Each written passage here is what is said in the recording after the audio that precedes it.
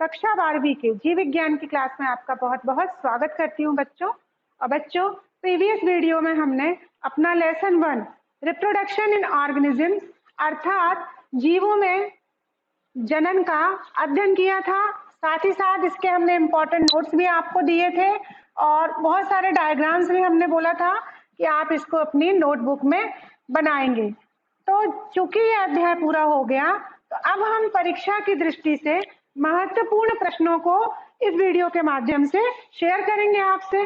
तो उसके पहले क्रम में हम आपके एमसीक्यूज जो हैं उनके बारे में हम अध्ययन करेंगे।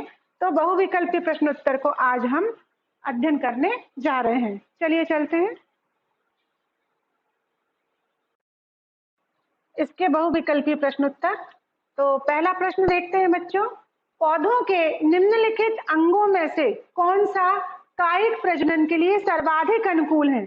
हम सब जानते हैं कायिक प्रजनन के लिए सारे अंग अनुकूल होते हैं, लेकिन सर्वाधिक जो बहुत कॉमनली हम उनको यूज करते हैं, ये हमारा नीट का क्वेश्चन है। नीट एग्जाम में आया था ये क्वेश्चन। तो इसका सही ऑप्शन है बी, तना। दूसरा देखते हैं प्रश्न क्रमांक 2, शकरकंद एवं डहेलिया में कायिक जनन होता है, अर्थात इसमें हमने पढ़ चुके हैं। यहाँ पर इसका आंसर गलत टाइप हो गया है, इसको हम डिलीट करेंगे और इसका सही आंसर लिखेंगे। आप सबने बहुत अच्छे से पढ़ा था कि वेजिटेटिव रिप्रोडक्शन जो एसेक्सुअल रिप्रोडक्शन का एक पार्ट है, तो उसमें शकरकंद और डहेलिया में जो प्रजनन होता है वो होता है जड़ों द्वारा। सही आंसर क्या है? सी, जड़ों द्वारा।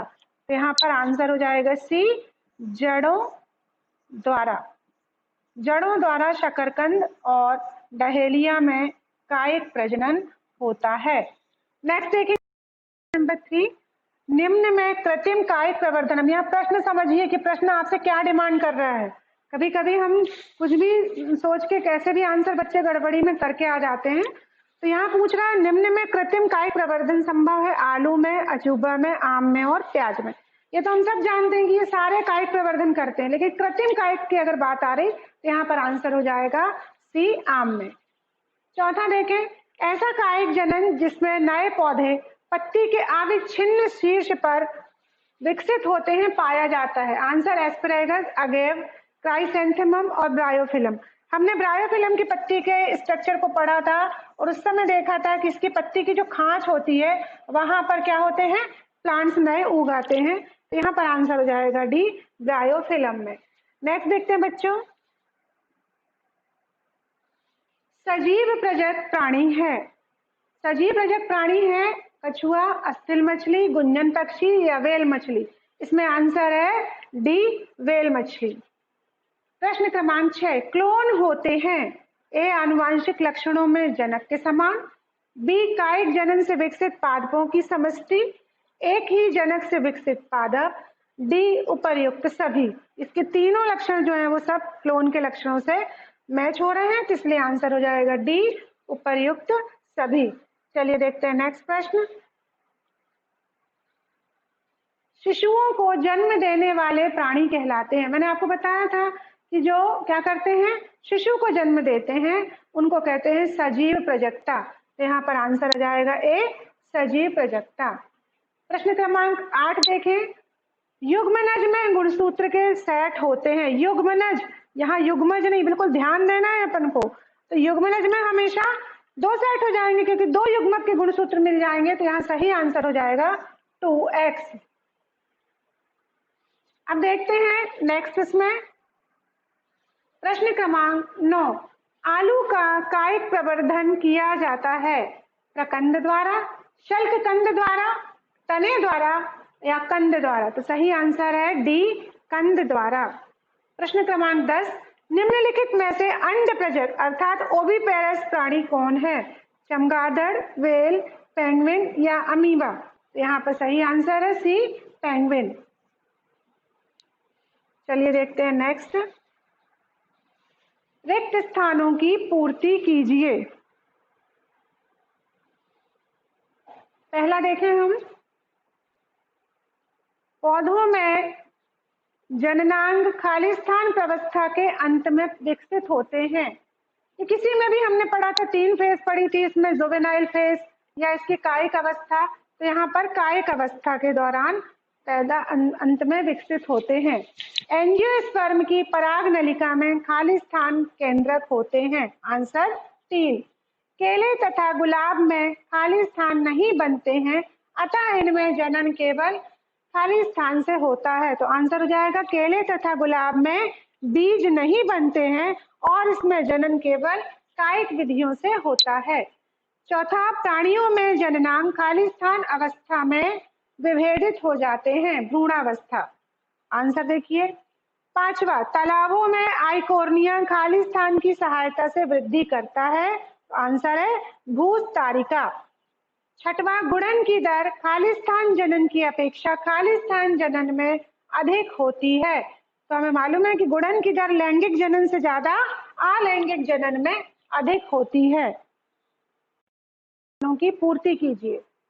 पहला है, पौधों में जननांग खाली स्थान प्रावस्था के अंत में विकसित होते हैं। तो आंसर है आपका कायिक प्रावस्था। दूसरा है, एंजियोस्पर्म की पराग नलिका में खाली स्थान केंद्रक होते हैं। आंसर है 3। तीसरा देखें, केले तथा गुलाब में खाली स्थान नहीं बनते हैं, अतः इनमें जनन केवल खाली स्थान से होता है। तो केले तथा गुलाब में बीज नहीं बनते हैं, अतः इनमें जनन केवल कायिक विधियों से होता है। चौथा, प्राणियों में जननांग खाली स्थान अवस्था में विभेदित हो जाते हैं। आंसर भ्रूणावस्था। पांचवा, तालाबों में आइकोर्निया या जलकुंडी खाली स्थान की सहायता से वृद्धि करती है। आंसर भूस्तारिका। छठवा, गुणन की दर खाली स्थान जनन की अपेक्षा खाली स्थान जनन में अधिक होती है। आंसर गुणन की दर लैंगिक जनन की अपेक्षा अलैंगिक जनन में अधिक होती है। चलिए अब देखते हैं अगले प्रश्न को। वो है, सही जोड़ी बनाइए। आपको मैच द कॉलम देते हैं, उसमें आपको सही आंसर से मिक्स करना रहता है। तो पहला है पक्षी। तो पक्षी की सही जोड़ी है अंडपजक, अर्थात जो जितने पक्षी होते हैं वो ओविपेरस होते हैं। दूसरा है मधुचक्र, ऊस्ट्रस साइकिल, किसमें पाया जाता है? मैंने आपको बताया था, गाय में पाया जाता है। तीसरा, केचुआ जो है उसके वो क्या है? उभयलिंगी है। चौथा, अंडाशय भित्ति, फल भित्ति, अंडाशय भित्ति सी मक्का में होती है। पांचवा, एल्बुमिनी, आंसर क्या है? अंडाशय भित्ति ए फल भित्ति बनाती है। पांचवा, एल्बुमिनी मक्का। छठवा, बीज, आंसर हो जाएगा सुसुप्त पादप कहलाता है। यानी बीज में जो प्लांट्स रहते हैं वो सुप्तावस्था में रहते हैं, फेवरेबल कंडीशन में ये फिर से ग्रो हो जाते हैं। अब हम करेंगे एक शब्द में उत्तर दीजिए। अलैंगिक प्रजनन के फलस्वरूप उत्पन्न एक जन की संरचना एवं अनुवांशिक गुणों में समान संतति को कहते हैं क्लोन। आंसर। दूसरा, जूस्पोर द्वारा प्रजनन करने वाले एक शैवाल का नाम लिखिए। क्लेमाइडोमोनाज। तीसरा, जैम्यूल द्वारा वर्धी प्रजनन करने वाला जीव कौन सा है? Zoospore, Spongilla. चौथा, कशाभिका युक्त बीजाणुओं को क्या कहते हैं? जूस्पोर कहते हैं। पांचवा, अजूबा की पत्तियों में कौन सी कलिकाओं के द्वारा वर्धी प्रजनन होता है? तो आंसर है अपस्थानिक कलिका। चलिए देखते हैं नेक्स्ट क्वेश्चन। प्रश्न क्रमांक 1, जीवन अवधि से क्या तात्पर्य है? मैंने आपको समझाया था, प्रत्येक जीव के जन्म से उसकी प्राकृतिक मृत्यु तक का जो काल होता है उस जीव की जीवन अवधि होती है। प्रश्न क्रमांक 2, निषेचन को परिभाषित कीजिए। उत्तर, वह प्रक्रिया जिसमें नर व मादा युग्मक संलयित होकर द्विगुणित युग्मनज बनाते हैं निषेचन कहलाती है। तीसरा, क्लोन किसे कहते हैं? एक ही जनक से उत्पन्न आकारिकी व आनुवांशिक रूप से समान जीव क्लोन कहलाते हैं। इनको बहुत अच्छे से आपको याद करना है। प्रश्न क्रमांक 4, एक ऐसे जीव का नाम लिखिए जिसमें अलैंगिक जनन कोनिडिया द्वारा होता है। उसका आंसर है पेनिसिलियम। प्रश्न क्रमांक 5, प्रकंद द्वारा वर्धी प्रजनन किन पौधों में होता है? यहाँ वर्षी नहीं है, वर्धी है, आप लोग सुधार लीजिएगा। प्रकंद द्वारा वर्धी प्रजनन किन पौधों में होता है? तो आंसर है अदरक व हल्दी में।